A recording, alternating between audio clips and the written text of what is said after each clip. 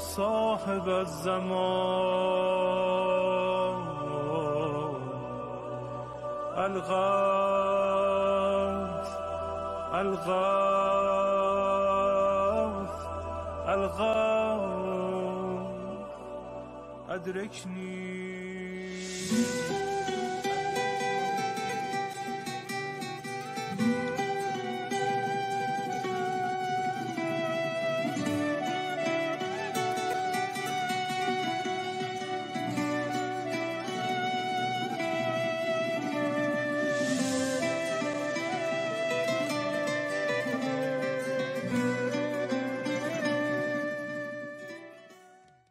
اعوذ باللہ من الشیطان اللعین الرجیم. بسم اللہ الرحمن الرحیم.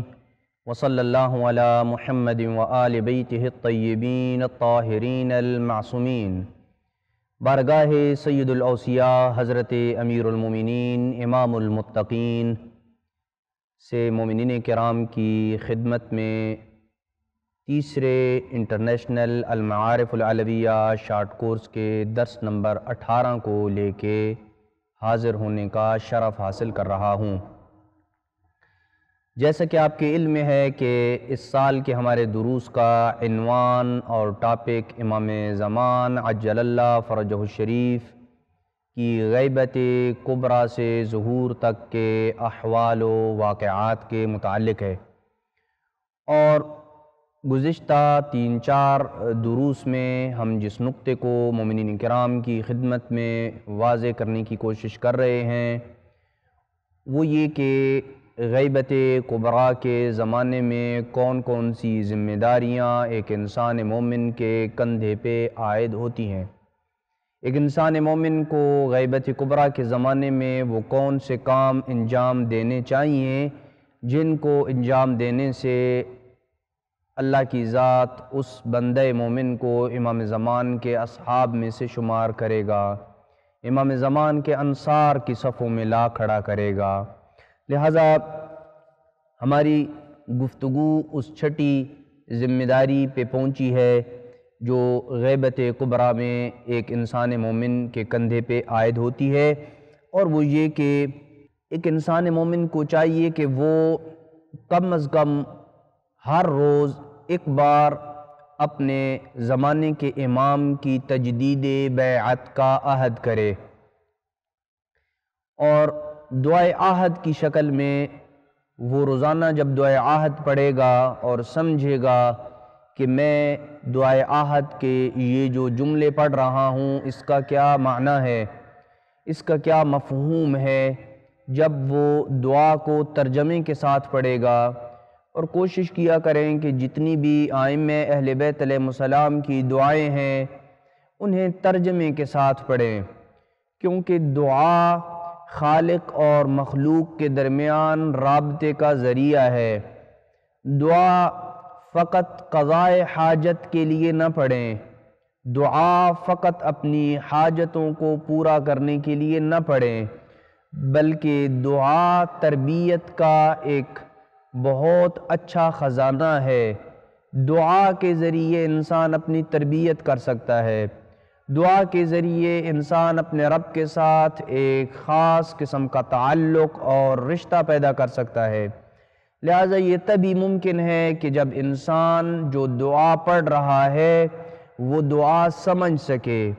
اور چونکہ بہت سارے ایسے افراد ہیں کہ جو عربی زبان سے آشنا نہیں ہیں، تو جب وہ دعا پڑھتے ہیں تو انہیں عربی سمجھ نہ آنے کی وجہ سے دعا کے بہت سارے مفاہیم اور معانی ان کے اذہان کے اوپر سے گزر جاتے ہیں. اس لیے دعا کی طرف جو تاکید کی گئی ہے وہ سمجھ کے دعا پڑھنے کی ہے، کہ جب آپ اپنے رب کو خطاب کر رہے ہیں، کہ جب آپ اپنے رب کے ساتھ مخاطب ہیں، تو آپ کو اور مجھے یہ پتہ ہونا چاہیے کہ جس ہستی کو میں خطاب کر رہا ہوں ان خطابات کے الفاظ کیا ہیں، ان میں اپنے رب سے کیا مانگ رہا ہوں، ان کلمات کے ذریعے میں اپنے رب کو کیا کہہ رہا ہوں، کون سی اپنی چیز اپنے رب تک ڈیلیور کر رہا ہوں. لیکن اگر مجھے پتہ ہی نہیں ہے کہ میں اپنے رب سے مانگ کیا رہا ہوں، میں اپنے رب کو کیا کہنا چاہتا ہوں، تو واقعاً وہ جو دعا کا مغزہ اور حقیقت ہے کہ دعا خالق اور مخلوق کے درمیان ایک رابطے کا ذریعہ ہے، وہ فوت ہو جاتا ہے۔ لہٰذا جب بھی دعا پڑھیں، اور بہت پیاری پیاری دعائیں ہیں، ہمارے ائمہ اہل بیت علیہ السلام نے جو دعائیں ہمیں تعلیم دی ہیں، وہ دعائیں واقعاً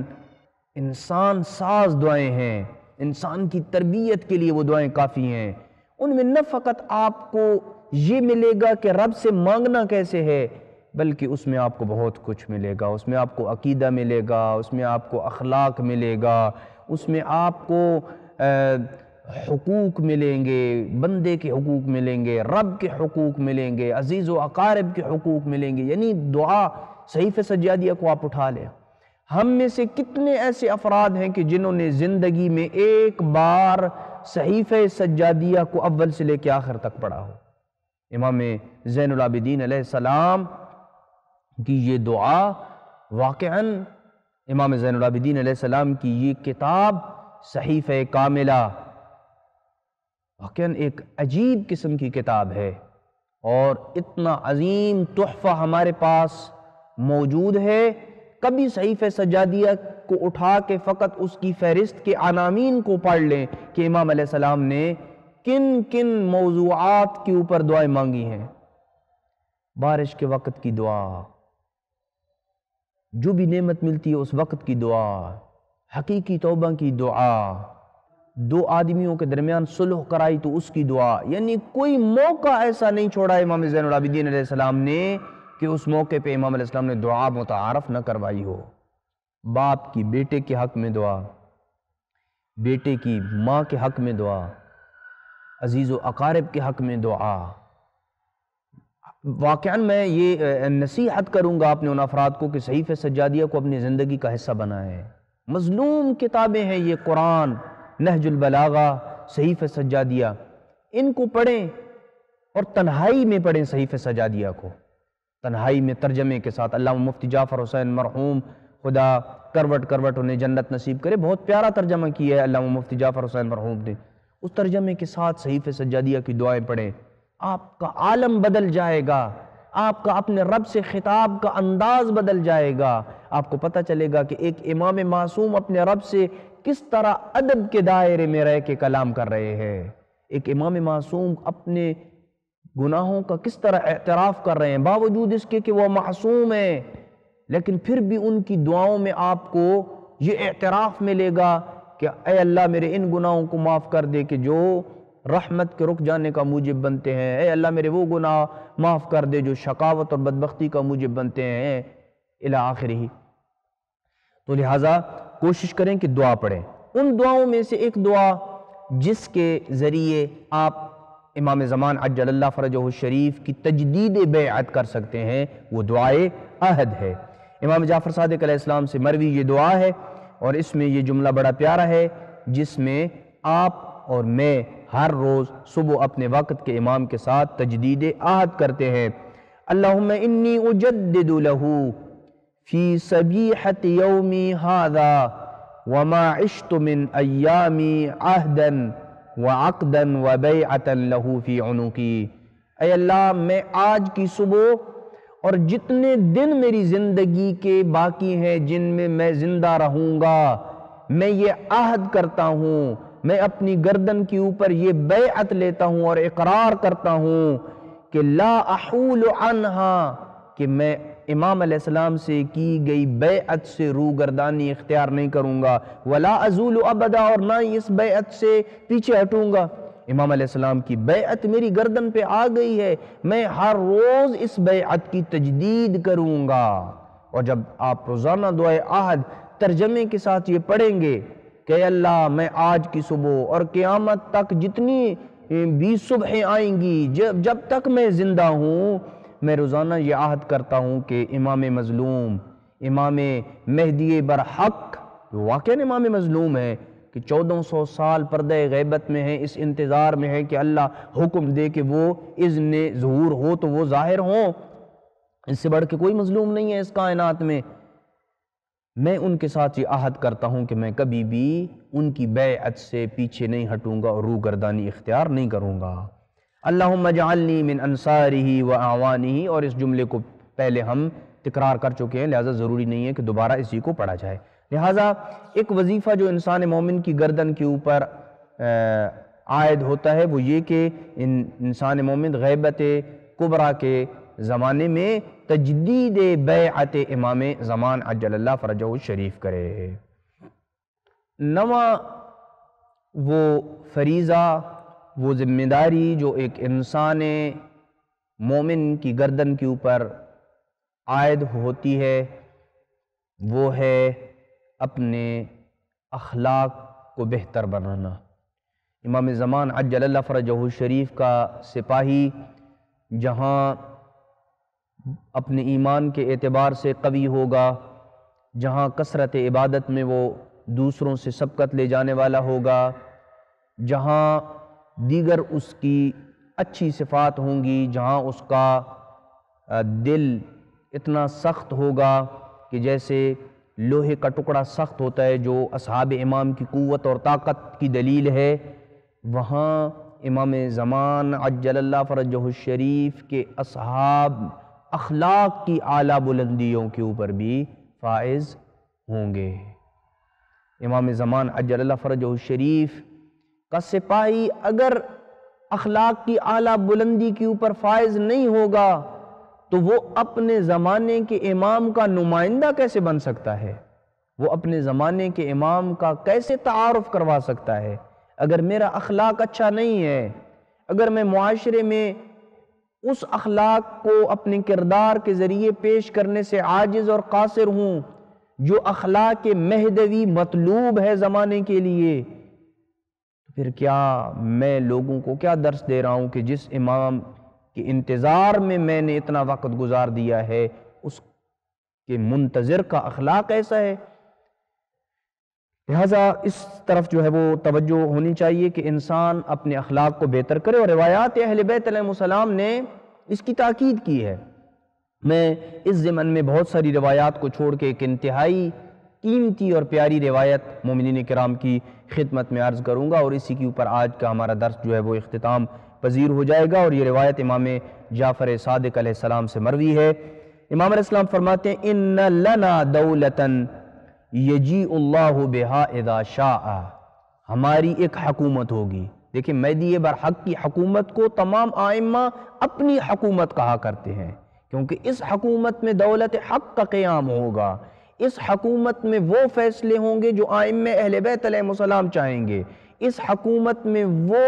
پالیسیاں ہوں گی کہ جو ائمہ اہل بیت علیہ السلام کی قوانین الہیہ کی روشنی میں پالیسیاں ہوں گی، جہاں ظلم نہیں ہوگا، جہاں عدل و انصاف کا بول بالا ہوگا، جہاں کسی کے اوپر زیادتی نہیں ہوگی، اس قدر وسیع پیمانے میں عدل و انصاف ہوگا۔ بکری اور شیر ایک ہی چراگاہ پہ چریں گے اور ایک ہی گھاٹ کے اوپر پانی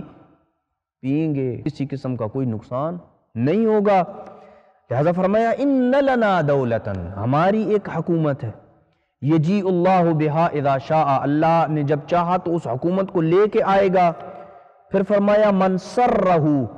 ان یکون من اصحاب القائم، گویا کہ امام علیہ السلام نے فرمایا میں آپ کو ایک نسخہ تعلیم دے رہا ہوں، اگر تم میں سے کوئی بندہ یہ چاہتا ہے کہ وہ اصحاب امام علیہ السلام میں سے ہو، یہاں امام علیہ السلام نے کہا کہ من اصحاب الامام، جو بندہ یہ پسند کرتا ہے، جو چاہتا ہے کہ وہ اصحاب امام میں سے شمار ہو، کیا کرے؟ وہ کون سے وہ کام انجام دے کے تاکہ امام زمان کے اصحاب میں سے شمار ہو سکے؟ کچھ کاموں کو ہم بتا چکے ہیں، اور چند ایک کام امام جعفر صادق علیہ السلام اس روایت میں بیان کر رہے ہیں۔ فرمایا من سرہ ان یکون من اصحاب القائم عجل اللہ تعالی فرجہ الشریف، جو بندہ چاہتا ہے کہ وہ اصحاب قائم میں سے شمار ہو، وہ کیا کرے؟ فَلْيَنْتَظِرْ، اسے چاہیے کہ وہ امام علیہ السلام کا انتظار کرے، حقیقی منتظر ہو جائے وہ امام علیہ السلام کا۔ مفہوم انتظار کو سمجھیے، مفہوم انتظار ہاتھ پہ ہاتھ رکھنے کا نام نہیں ہے، بعد میں انشاءاللہ اس کے اوپر تفصیل سے گفتگو کی جائے گی۔ فَلْيَنْتَظِرْ، وہ انتظار کرے۔ افضل اعمال امتی انتظار الفرج، کہ میری امت کے اعمال میں سب سے افضل ترین عمل امام مہدی عجل اللہ فرجہ الشریف کے ظہور کا انتظار کرنا ہے۔ یعنی آپ اندازہ لگائیے کہ کتنی عبادتیں ایسی ہیں، ان تمام عبادتوں میں سب سے افضل ترین عمل امام زمان عجل اللہ فرجہ الشریف کے ظہور کا انتظار ہے۔ تو کیا یہ انتظار جو ہاتھ پہ ہاتھ رکھ کے بیٹھنے کو انتظار کہا جاتا ہے، کیا یہ افضل عمل ہے کہ انسان بیٹھ جائے امر بالمعروف نہی عن المنکر کو اور دیگر نیکیوں کو ترک کر کہ ایک جگہ پہ بیٹھ جائے اور کہے کہ میں امام کا انتظار کر رہا ہوں؟ نہیں، یہ انتظار نہیں ہے۔ انتظار یہ ہے کہ میں اپنے آپ کو آمادہ کروں، ادا الواجبات، اپنے واجبات کو ادا کروں، محرمات سے اجتناب کروں، امر بالمعروف اور نہی عن المنکر کو بجا لاؤں، امام علیہ السلام کے ظہور کا زمینہ ہموار کروں۔ یہ حقیقی انتظار ہے۔ فرمایا فَلْيَنْتَظِرْ، لہذا پہلا مرحلہ جو اصحاب امام میں شامل ہونے کا پہلا مرحلہ ہے وہ انتظار ہے۔ انسان منتظر ہو، حقیقی معنوں میں امام علیہ السلام کا سچا منتظر ہو۔ وَلْيَعْمَلْ بِالْوَرَعِ، وہ پرہیزگاری اختیار کرے، ورع اور تقوی کو اختیار کرے۔ تقوی یعنی واجبات پہ عمل کرے، تقوی یعنی محرمات سے اجتناب کرے، تقوی یعنی اللہ کے حقوق ادا کرے، تقوی یعنی بندگان کے حقوق کو ادا کرے، تقوی یعنی کسی کا حق ضائع نہ کرے، تقوی کسی کی غیبت نہ کرے، تقوی چوری چکاری نہ کرے، تقوی کسی کی طرف غلط نگاہ نہ دیکھے، تقوی اپنے کانوں کو غنا سے محفوظ رکھے، تقوی ایسی مخلوط اور مکس گیدرنگ میں نہ جائے جہاں پہ مرد و زن کا اختلاط ہو جس کی وجہ سے حرام کا ارتکاب ہو۔ تقوی خاتون اپنے گھر سے نکلے تو باحجاب ہو کے نکلے، جب نکلے تو پتہ چلے کہ یہ زینبی مستور جا رہی ہے، یہ جناب سیدہ زینب کی سیرت پہ عمل کرنے والی ہے۔ تقوی یہ ہے کہ جب وہ گھر سے باہر نکلے تو اپنے چہرے کے اوپر اس انداز میں وہ میک اپ کر کے نہ نکلے کہ دیکھنے والا کہے کہ یہ تو سید زادی ہے جو میک اپ کر کے آ رہی ہے، یہ تو شیعہ علی ابن ابی طالب ہے، جو کہ اس سے آپ کے امام کی توہین ہے۔ میک اپ سے منع نہیں ہے، میک اپ کریں، لیکن خاتون اپنے میک اپ کو فقط اپنے محرم کے لیے ظاہر کرے، جب باہر جائے گی تو اپنے چہرے کو پھر مکمل ڈھانپے۔ ہاتھ میں اگر انگوٹھی بھی پہن رکھی ہے سونے کی جو زینت شمار ہوتی ہے تو اپنے ہاتھ کو ڈھانپ کے باہر نکلے۔ مہندی اگر اس نے لگائی ہوئی ہے، نیل پالش لگائی ہوئی ہے، یہ زینت شمار ہوتی ہے، اپنے ہاتھ کو ڈھانپ کے نکلے۔ جب اس قسم کے اعمال ہوں گے تو پھر منتظر کہلائیں گے۔ وَلْيَعْمَلْ بِالْوَرَعِ، انتظار کے بعد ورع اور تقوی اختیار کرے۔ وَمَحَاسِنَ الْأَخْلَاقِ، اور اچھے اخلاق کا مالک ہو جائے، اچھے اخلاق کو اپنے اندر پیدا کرے۔ اور کوئی بندہ جب یہ ساری صفتیں اختیار کر لیتا ہے کہ منتظر بھی ہے، انتظار بھی کر رہا ہے،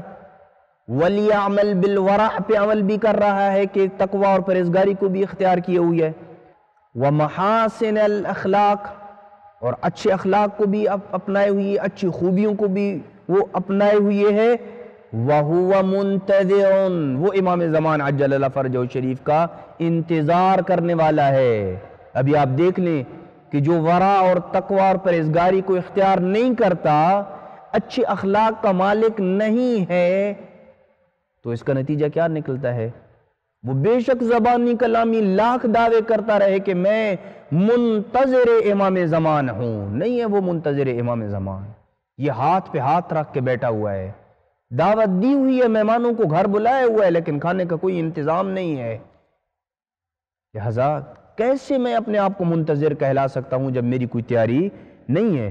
فَإِن مَاتَ وَقَامَ الْقَائِمُ بَعْدَهُ كَانَ لَهُ مِنَ الْأَجْرِ مِثْلَ أَجْرِ مَنْ أَدْرَكَهُ۔ فرمایا اگر ان اوصاف کا مالک انسان جو انتظار کرتا رہا ہو، جو ورع تقوی اور پرہیزگاری کو اپنی زندگی میں اپنائے رکھے،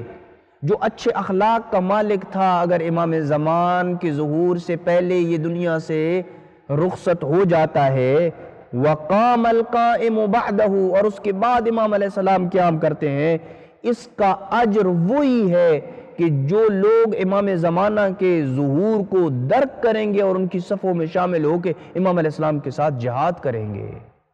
فرق نہیں ہے ان دونوں کے درمیان کہ جو ان اوصاف کا مالک ہو اور امام کے ظہور سے پہلے دنیا سے رخصت ہو جاتا ہے، بعد میں امام ظاہر ہوتے ہیں، اس کا اجر وہی ہے کہ جو امام علیہ السلام کے اصحاب کا اجر ہے کہ جو امام علیہ السلام کے شانہ بشانہ کھڑے ہو کے جنگ کریں گے۔ فرمایا فجدوا وانتظروا ہنیئا لکم ایتھا العصابۃ المرحومہ، مبارک ہو، کوشش کرو، انتظار کرو، خوش نصیبی ہے آپ کے لیے اے وہ امت کہ جس پہ اللہ کی رحمت نازل ہونے والی ہے۔ لہٰذا یہ جو نویں ذمہ داری کسی انسان مومن کی گردن کے اوپر عائد ہوتی ہے وہ ہے کہ غیبت کبریٰ میں امام مہدی کا منتظر اچھے اخلاق کا مالک ہو۔ دعا ہے کہ اللہ سبحانہ و تعالیٰ کی ذات ہمارے اعمال کو قبول فرمائے اور ہمیں حقیقی معنوں میں امام زمان عجل اللہ فرجہ شریف کے منتظرین میں سے شمار فرمائے۔ وصلی اللہ علی محمد وآل بیتہ الطیبین الطاہرین المعصومین۔